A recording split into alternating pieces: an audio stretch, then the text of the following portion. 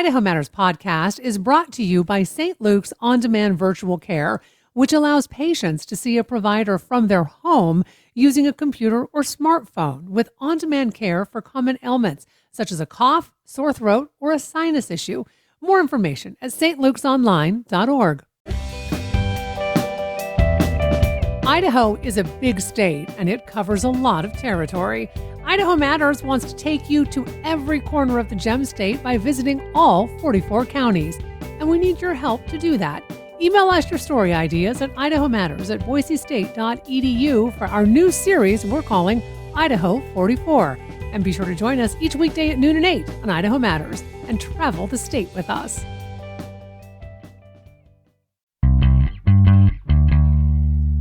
From the studios of Boise State Public Radio News, I'm Gemma Gaudette. This is Idaho Matters. It wasn't underground, and it definitely wasn't a railroad. So, how did one of the most notable movements for freedom in American history end up with that as its name? Well, that's the question Dr. Richard Bell, professor of history at the University of Maryland, will be uncovering at one of this fall's Osher sessions in Boise.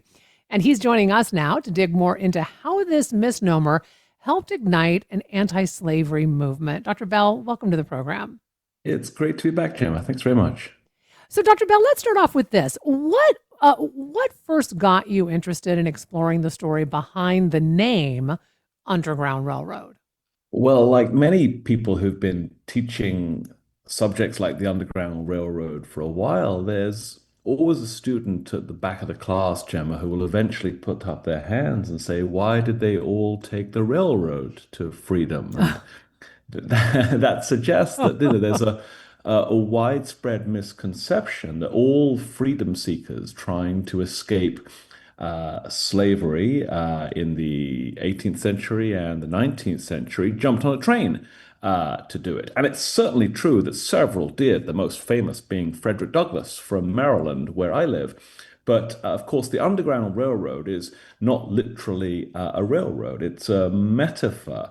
And yet I think we've lost some of the understanding of why they use that particular metaphor to describe this sort of freedom network, this escape to freedom network at the time. So I set myself the task of trying to investigate where the phrase Underground Railroad came from, where the metaphor came from, why they needed a metaphor to describe this escape network at all. And as I began my research, I found that very few other scholars had looked into this. So it was a really exciting sort of adventure I set myself to go on a quest to find out why we call something the thing we call it.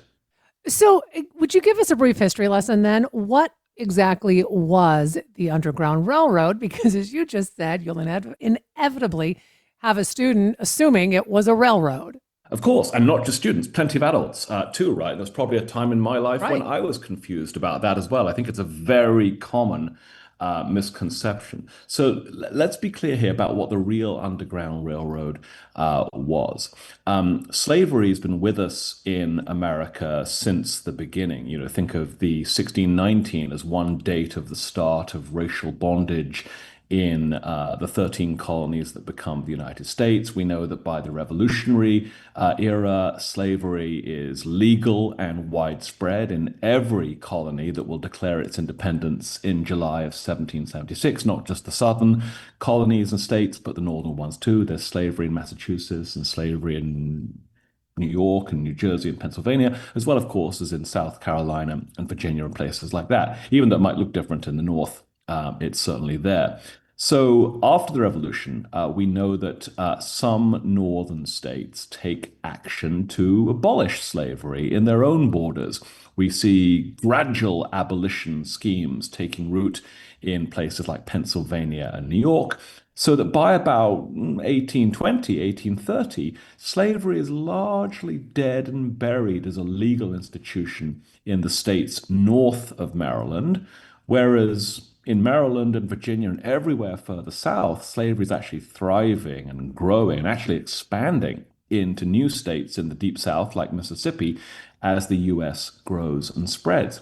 So that creates a sort of binary geography that States north of Maryland are abolishing slavery. States south of Pennsylvania are doubling down on slavery. And that creates a sort of borderline between the northern states and the southern Hmm. states, which, if you are an enslaved person in one of those southern states, becomes a very attractive destination to try to cross that border, to head northwards, to seek freedom. And anyone who is seeking freedom, escaping slavery, becoming a fugitive in doing so, by the way, is often referred to as a rider on the Underground Railroad. So it becomes this metaphor to describe people who are seeking to free themselves from slavery without waiting for abolition to come, without waiting for the law to change, without waiting for their enslaver to do the right thing and have a change of heart, but taking matters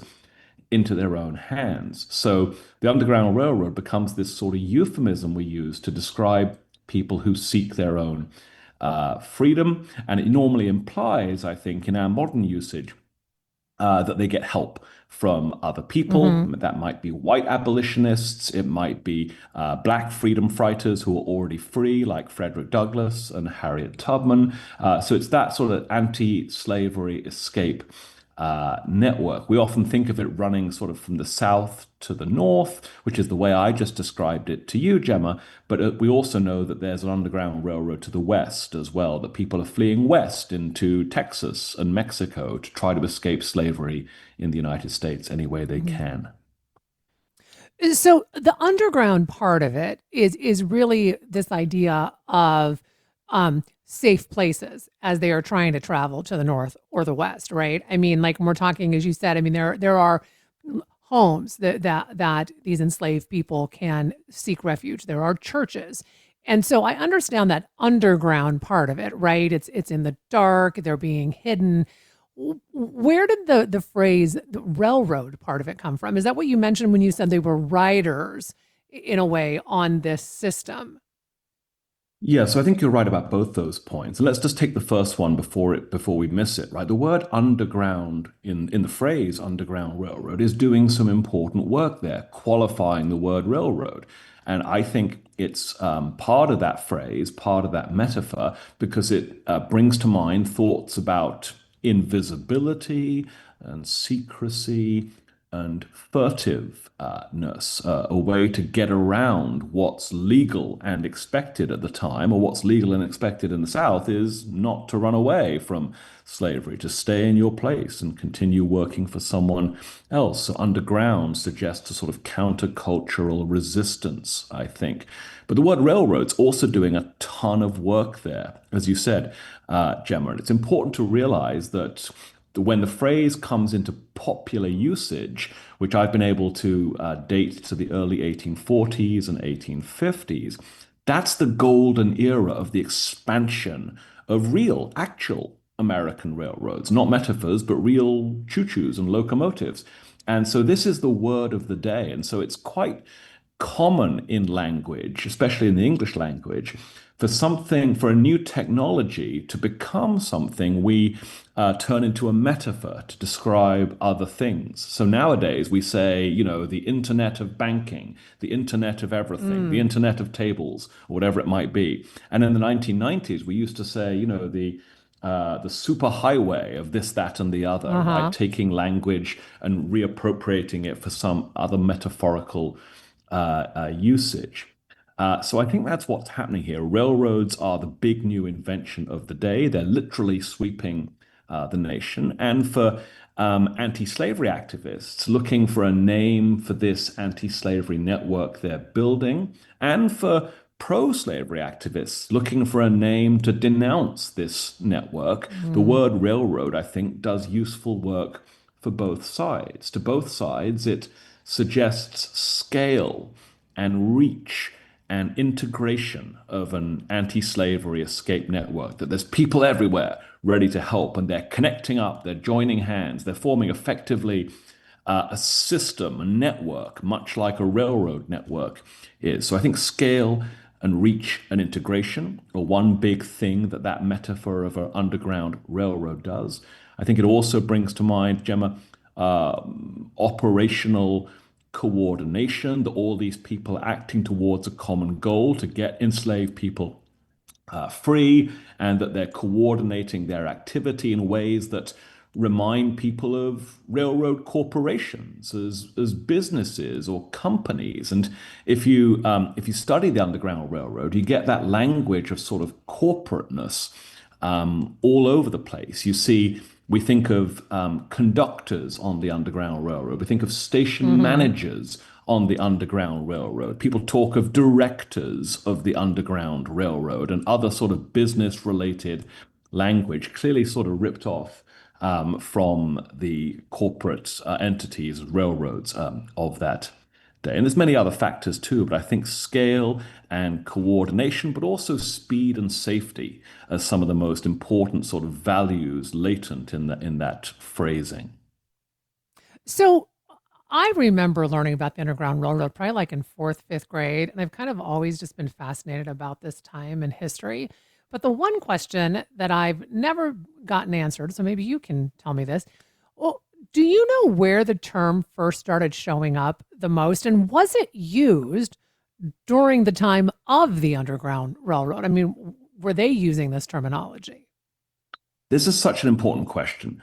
This is not a modern word that we've sort of put back on the past in ways that people in the past wouldn't recognize. It's not that phenomenon. It's actually the opposite. This is a term of art that they came up with at the time and that somehow remains still in common usage today to describe those historical phenomenon. So myself and another scholar named Scott Shane have both been able to trace the origins of this term to a tiny anti-slavery newspaper published, I think, in Albany in the early 1840s, where someone having a bit of a joke says, "Yeah, they got away on the Underground Railroad," and he's the first person to make that sort of joke that freedom seekers are acting as if they're getting on a secret subterranean train towards freedom. But the joke hits, the joke lands, and this writer, who's not very famous or well known, recycles the joke, and it becomes something that other papers pick up to describe the escaping assistance provided to freedom seekers. And originally it's in quotation marks, quote unquote, Underground Railroad, to show it's a new term that people shouldn't necessarily be previously familiar with. But within a couple of months, they're dropping the quotation marks because clearly people are seeing that term and starting to understand what it means. And I think what's so fascinating about this metaphor is that both sides see mileage in it. Again, the anti-slavery activists see it as lending cachet and a sense of scale and reach and modernism and security and reliability to their patchwork efforts to help people. And pro-slavery folks find in that term something that sounds criminal and countercultural and underground and furtive and despicable. And so it does work for both sides, which I think explains why it's so rapidly emerged in sort of print culture in the 1840s, both in the North and in the South, and maybe why it still retains currency today. Because for all of us, for better or worse, it brings certain images to mind. And any metaphor that can bring images to mind is clearly potent. So I want to dig into another thing and you mentioned about how it caught on. But why do you think the name Underground Railroad caught on so incredibly quickly? Yeah. And here we've got to again underline the importance of the actual railroads as technology. We think of the way that artificial intelligence is sweeping the globe right now. We think of the way the internet swept the globe in the 1990s and became this all-consuming technology. Or imagine living in the 1960s and thinking about the space race and the race to the moon and that sort of thing, getting satellites into orbit. The railroads in the 1830s and 40s are no less transformative a technology. They're sucking up a lot of oxygen in all the newspapers. To open any newspaper in the 1840s is to read about railroads and how amazing they are, all the time and how they're transforming the landscape, the economy, migration, culture, you name it. So I think it's the fastening the wagon of fugitivity to this new technology that gave the phrase such a boost, such potency. Mm. And then also don't lose sight of the fact that actual freedom seekers are sometimes using actual railroads to get free as well. So again, Frederick Douglass from Maryland, he will try to escape slavery in Baltimore City by putting on sailor clothes to disguise his identity, carrying fake identity papers, and buying a ticket and getting on a train heading north, eventually to New York, because it's the fastest way to get out of a slave state. And he knows that every minute that train is moving makes it doubly hard for anyone to catch him and drag him back. So trains are also very fast. And I think that speed is also very attractive to freedom seekers in the 1830s and 1840s and means that some percentage, we don't know exactly how many, Gemma, some percentage of freedom seekers did use rails to free themselves Mm. on the Underground Railroad, though just as many we think, used ships and barges and canals or used their own 2 feet or a horse and buggy or a wagon or whatever else it might be. So I don't want to leave anyone with the sense that people only use railroads, but certainly some did. Mhm. Uh, do you think that using the railroad terminology maybe as a code um, help protect those folks that were involved? Because I think it's important to note that, I mean, this was, illegal, right? So if you were a freedom seeker or if you were helping those seeking freedom, if you got caught, I mean, we're talking dire consequences. Yes, that's absolutely right. Helping enslaved people free themselves is illegal in most slave states, and even in northern states where slavery is dead and gone, it can put you in interstate legal jeopardy. It can put you in federal jeopardy as well, because there are several fugitive slave laws on the books dating to the 1787 US Constitution, by the way, which also has a fugitive slave clause that make it effectively illegal to assist freedom seekers escape from slavery. So again, that word underground in the metaphor Underground Railroad is a sort of implicit recognition that any assistance anyone offers to freedom seekers going north or west is risky and illegal and by definition furtive. So the people who did help freedom seekers get free do put themselves not just in legal jeopardy, but also sometimes in physical jeopardy as well. If they are caught, if they are identified, if they are recognized by pro-slavery people living in any state, that could end up in a beating or your house catching fire that night or other unfortunate events. And it's a good reminder to all your listeners that even though we often think of most um, station agents and activists on the Underground Railroad as being white folks,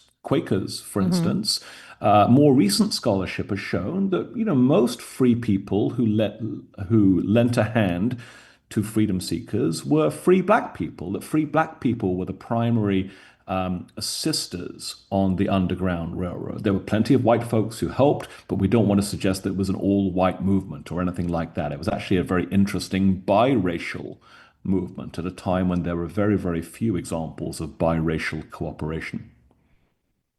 Before I let you go, Dr. Bell, what are you hoping is the main takeaway for folks who come to your OSHA presentation?